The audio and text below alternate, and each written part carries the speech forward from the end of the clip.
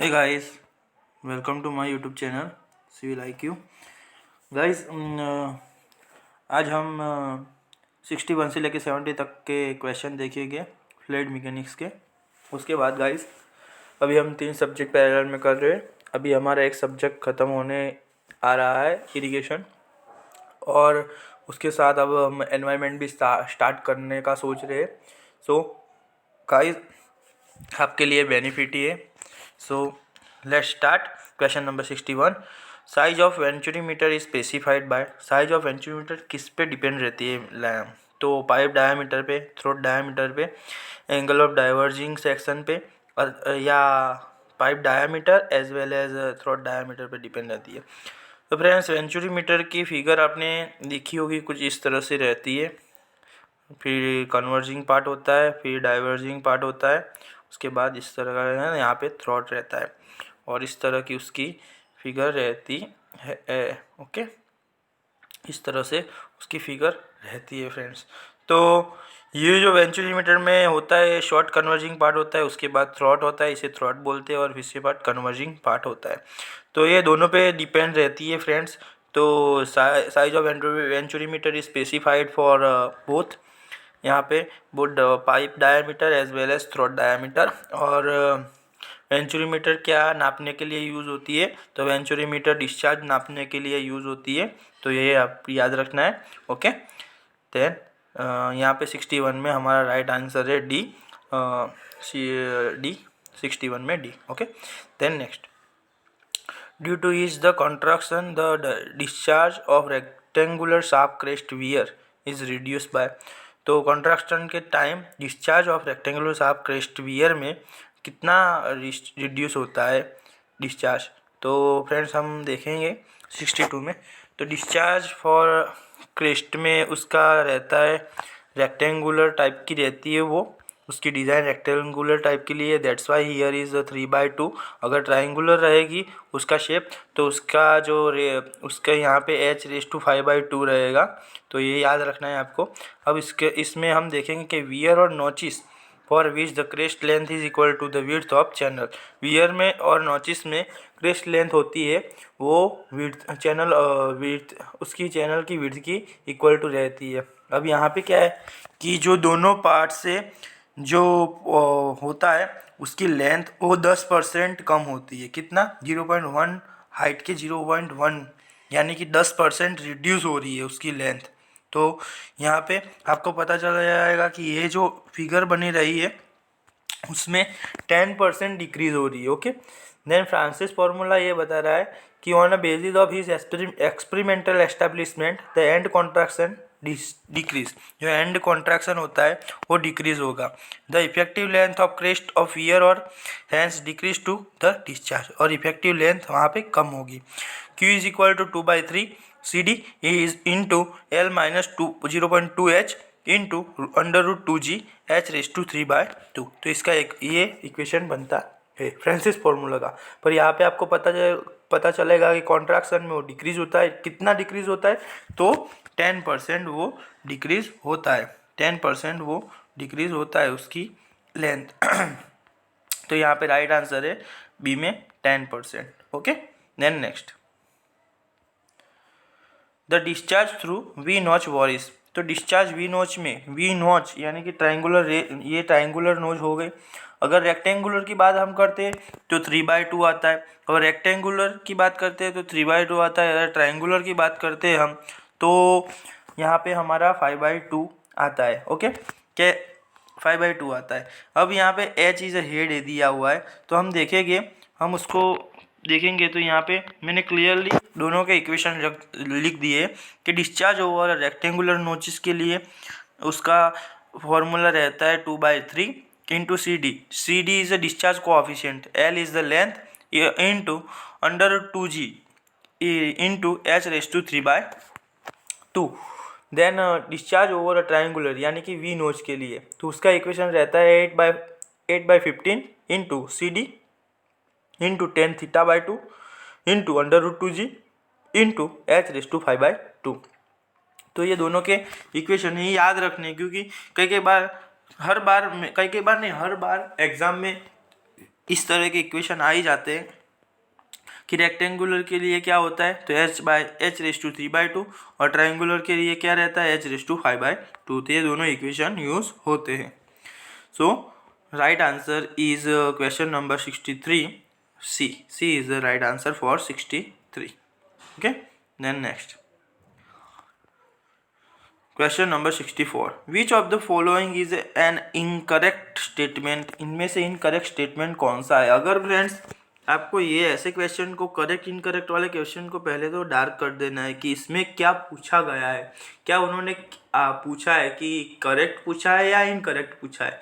अगर करेक्ट पूछा होता तो अपने माइंड सेट हो जाता है कि यस करेक्ट पूछा है। अगर इनकरेक्ट पूछा है तो हम उसे करेक्ट पढ़ लेते हैं, तो क्या होता है पहला ही सेंटेंस पढ़ते हैं वही राइट होता है और उस पर हम टिक लगा देते हैं, तो इससे कारण हमारे क्वेश्चन गलत हो जाएगा। अब देखो कि यहाँ पे A is a coefficient of contraction दिया हुआ है। अब क्या coefficient of contraction of venturimeter is unity, तो ये बिल्कुल राइट है। उसके बाद flow nozzle is a cheaper than venturimeter but has higher energy loss, तो ये भी राइट है क्योंकि फ्लो नोजल वो चीपर होती है वेंचुरीमीटर से और उसकी एनर्जी लॉस ज़्यादा होती है, वो भी सही है। और फ्लो नोजल का यूज़ भी डिस्चार्ज नापने के लिए ही होता है और discharge is independent of orientation of venturimeter whether it is a horizontal vertical और इंक्लाइन। यस, ये सही बात है। तो ये तीनों ही चीज़ राइट है, इसके कारण इसका आंसर आएगा डी। 64 में आंसर आता है D, none of above. Okay, और वो यहाँ पे मैं डिस्चार्ज के बारे वेंचुरीमीटर के बारे में बता देता हूँ कि उसका जो सीसी होता है वो 1 होता है। उसके बाद जो उसका इक्वेशन होता है डिस्चार्ज का वो CD into A1 into A2 under root A² minus A1² minus A2² into under root 2G।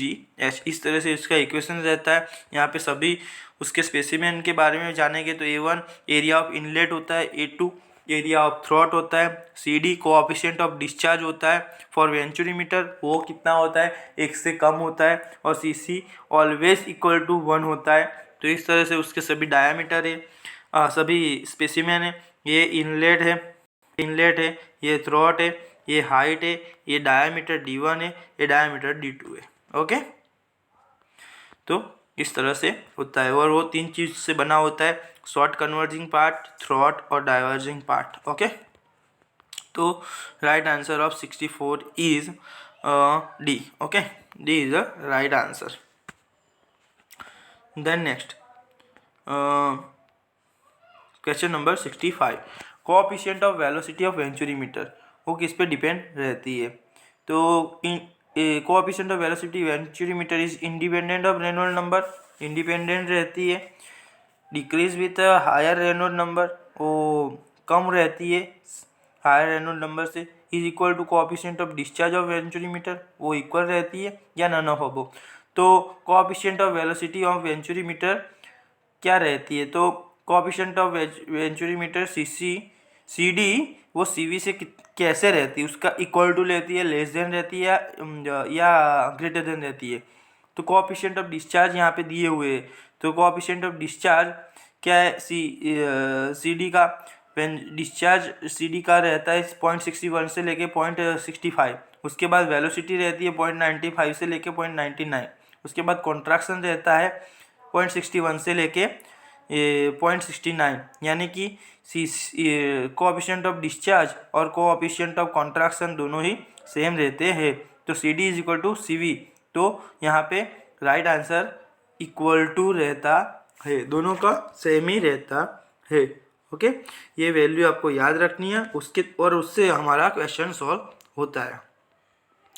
उसके बाद the pressure eight summit of the summit of siphon is, तो इक्वल टू एटमॉस्फेरिक प्रेशर रहता है या less than atmospheric रहता है या more than atmospheric रहता है।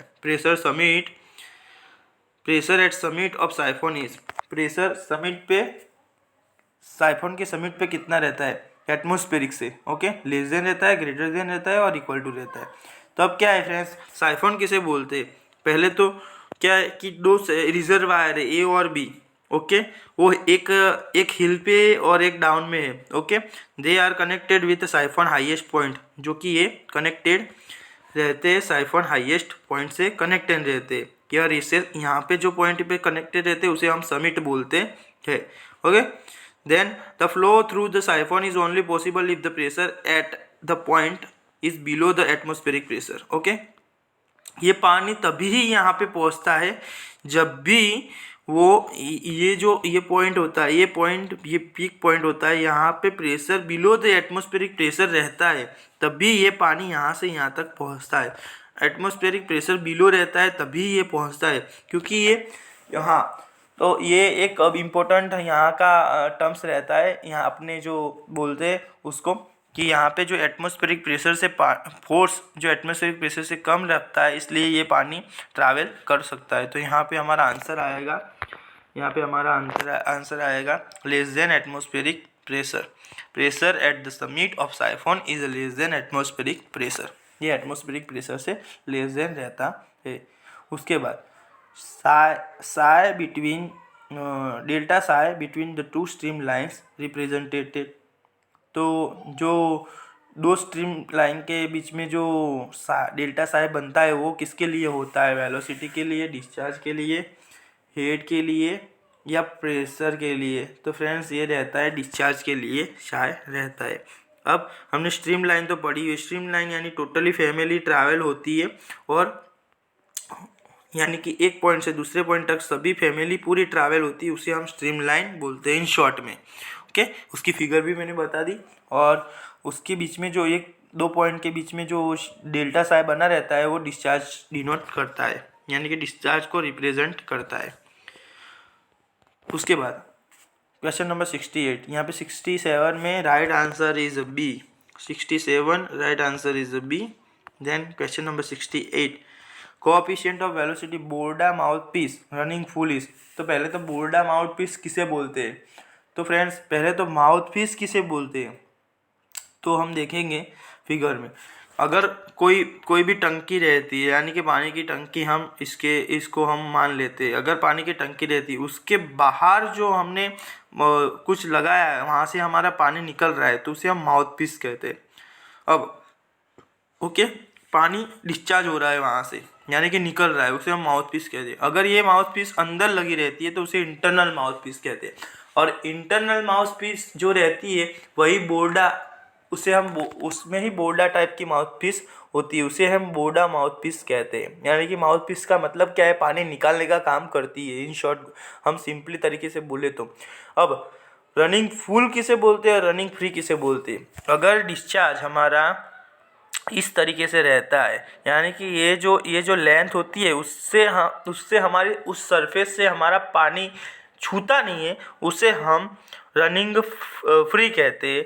और रनिंग फुल हम इसे कहते हैं कि वो जो लेंथ रहती है उससे हमारा पानी छू के निकलता है बाहर, तो उसे हम रनिंग फुल कहते हैं। यानी कि लेंथ जो होती है, जितनी लेंथ रहती है माउथ पीस की, उसे हम जब छूते नहीं है तो उसे रनिंग फ्री कहते हैं, और वो पानी छू के निकलता है उसे हम रनिंग फुल कहते हैं। तो रनिंग फ्री का हमको पूछा है, रनिंग फुल का हमको क्वेश्चन में पूछा है कि रनिंग फुल कितना रहता है, तो आप समझ जाओगे कि रनिंग फुल होता है वो कम रहता है और फ्री रहता है वो ज़्यादा होता है, तो उसके कारण 1 उसका आंसर आता है। बट यहाँ पे हमको पूछा है फुल, तो वो हमारा यानी कि जो फुल जाता है, जो रनिंग फुल जाता है पानी, वो यहाँ पे क्या होता है कि रनिंग फ्री की वैल्यू हमारी है वो 1 है, क्योंकि यहाँ पे जो लूज़ जो यहाँ पे छुएगा तो लूज़ नहीं होगा पानी का। यहाँ पे जो पानी उसको छू के जाता है, जो लेंथ पूरी लेंथ को छू के निकलता है, तो वहाँ पे पानी का लॉस होता है, और लॉस होने के कारण उसका जो डिस्चार्ज होता है